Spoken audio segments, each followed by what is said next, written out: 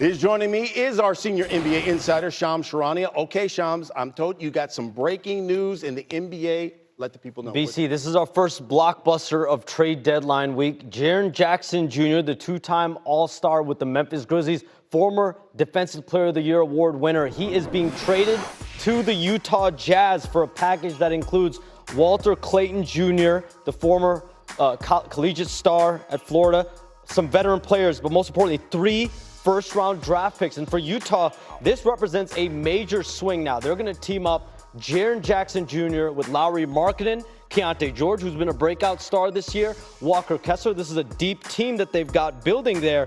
And for Memphis, it's clear. This signals a full rebuild. They've got a few very promising players. You think about Cedric Coward, Zach Edey. This is a young team that's growing. They moved Desmond Bane last summer. Now Jaren Jackson Jr. We know they've been in trade talks around Ja Morant. And this Grizzlies organization has 13 future first-round draft picks that ties them with Brooklyn and Oklahoma City for the next 7 years.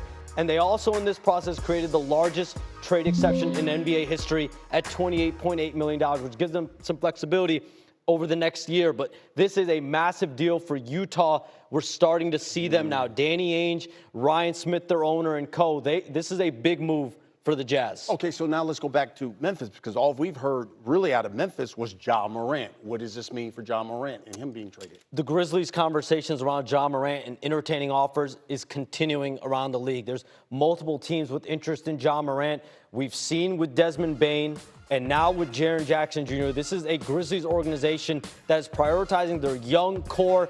They had a few years of success here with Memphis, made some runs. This team looked like it had some promise, but they're now officially turning the page on this and stocking up with draft capital. But the Ja Morant trade conversations between now and Thursday's deadline are continuing to heat up and are continuing to on-go. Okay, one of the things, all the other things that you also reported today was that the Clippers and the Cavaliers have been discussing a trade for James Harden. Where do we stand?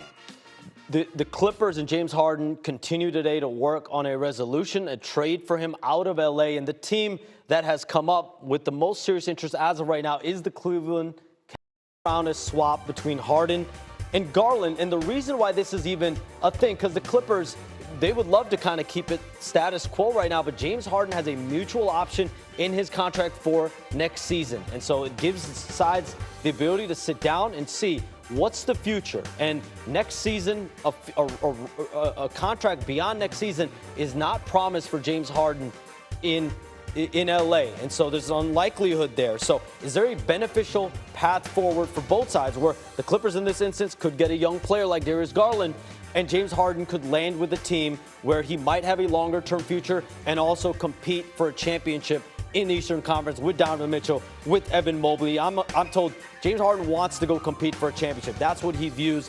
Clippers.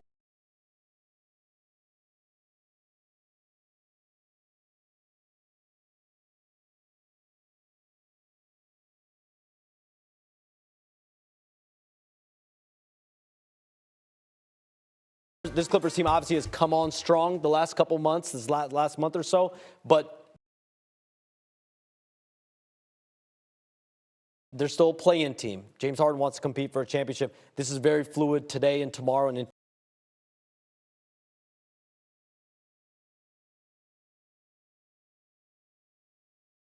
to Thursday potentially. Okay.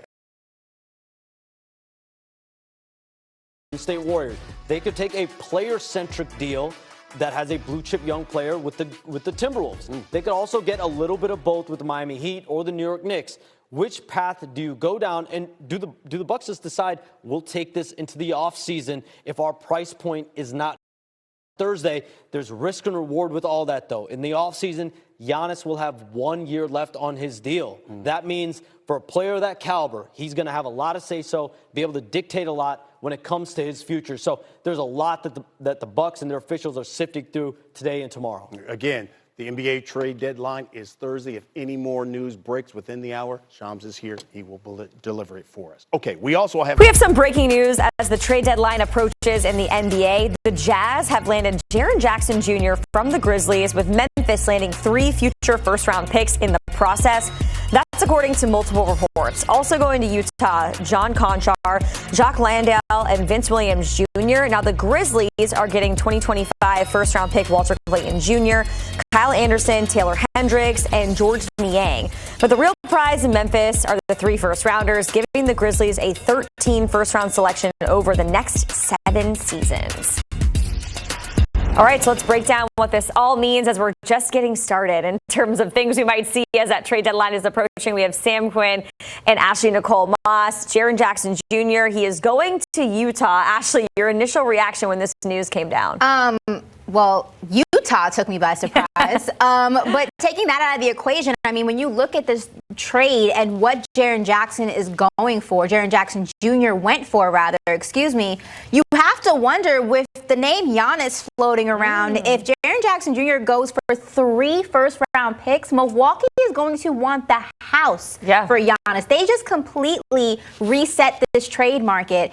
And now Milwaukee's like, oh, that's what he got? All right, we're going to make that mental note moving forward. But I think that when you look at the Grizzlies specifically and what they received, I know you like this guy, Walter Clayton Jr. I love him. The Grizzlies do really well with developing young talent. It's a good spot for a young player to go to.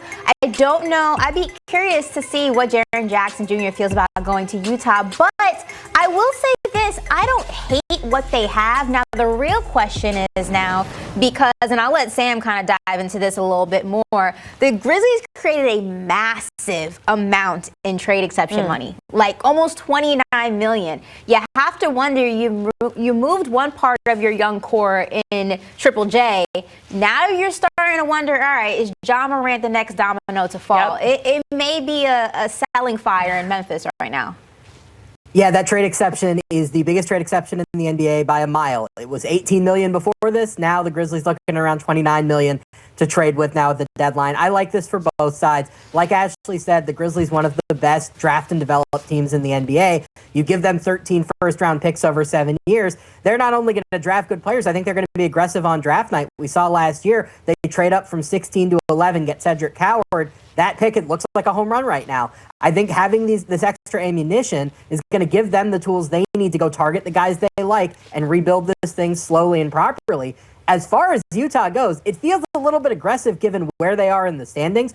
But remember, they've been in the tank for 4 years. It's time. They have to start winning. I have some questions about the lineup because you have Walker Kessler, who's out for the year this year. Very good defensive center. You presume he'll be back in restricted free agency. You have Lauri Markkanen. You have Ace Bailey. That's a lot of size, a lot of forwards, a lot of bigs. I wonder, are you going to play Ace Bailey at the 2? Is there a follow-up here?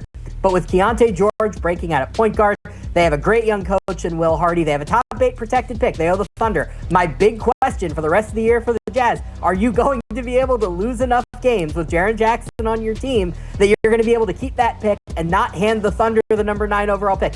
If you can, I like what they're building moving forward. It was time to start winning. Now, going into next year, you'd expect the Jazz to be a pretty competitive team in the West. Now, Ashley, you alluded to it, and I think that's what we're all thinking because I initially heard Memphis trade, and so my brain went to Ja Morant originally, right? So, Sam, I'll come to you first on this one. What does this mean for Ja Morant? Is it a fire sale? Is this the start of it, the first domino to fall? What do you think?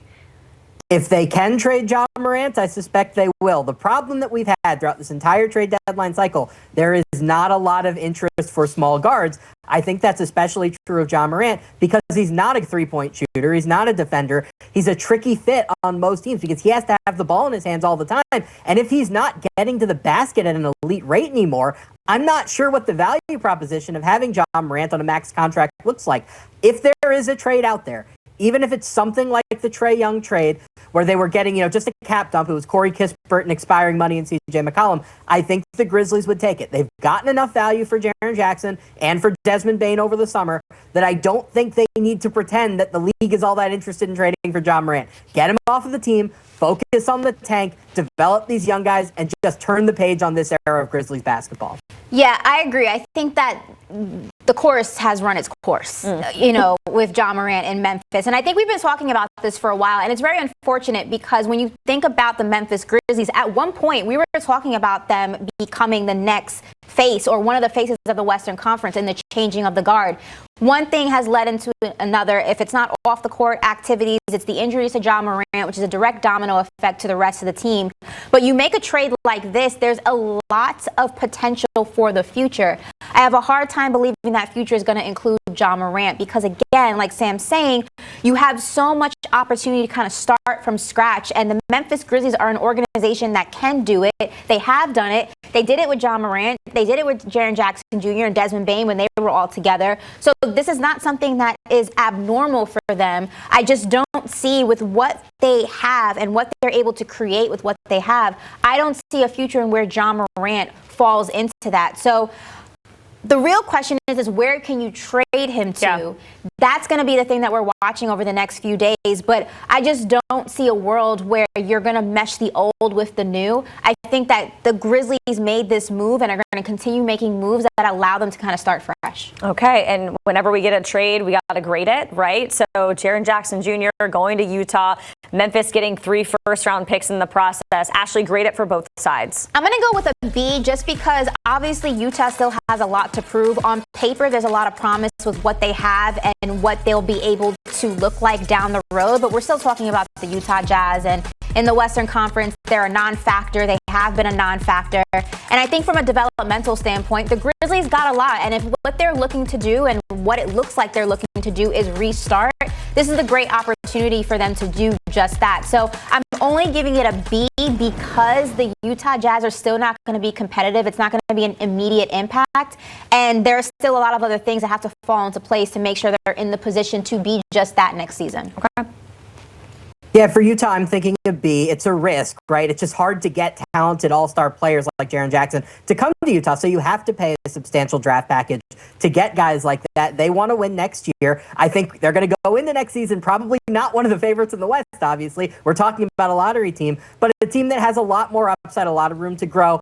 I think they can make the playoffs next year and have upside beyond that. If Ace Bailey develops, if your lottery pick this year turns out to be a hit, I feel broadly pretty good about where Utah is. I'm giving Memphis a B as well. My big question here is, what are these picks that they're getting? They're very, very risky picks. So next year, the Jazz are giving up their own pick, or rather the best of all the picks they have, but functionally, probably their own pick. Is that going to be good? Well, they just got Jaren Jackson, so probably not as good as it maybe looked a week ago. And the other crown jewel of this trade, an unprotected 2031 pick from the Phoenix Suns. Last year, that was one of the best picks that was traded at the entire deadline cycle. Phoenix looks a lot better right now, with Devin Booker obviously making the All-Star team, Dylan Brooks changing the culture. 5 years is a long time. Just because the Suns look good right now doesn't mean they're set up to be good in 5 years. That might be a great pick. It might be a mediocre pick. It's all going to depend on where those picks land. But given how well the Grizzlies draft and develop, I feel good about their ability to use them. All right, so we're handing out B's across the board. Yeah. Ashley, Sam, we certainly appreciate it joining us for that breaking news here out of the NBA as we're just a few days out from that trade deadline. The Jazz getting Jaren Jackson Jr. from the Grizzlies. You see the full trade details lined out here. Memphis landing 3 future first-round picks in the trade.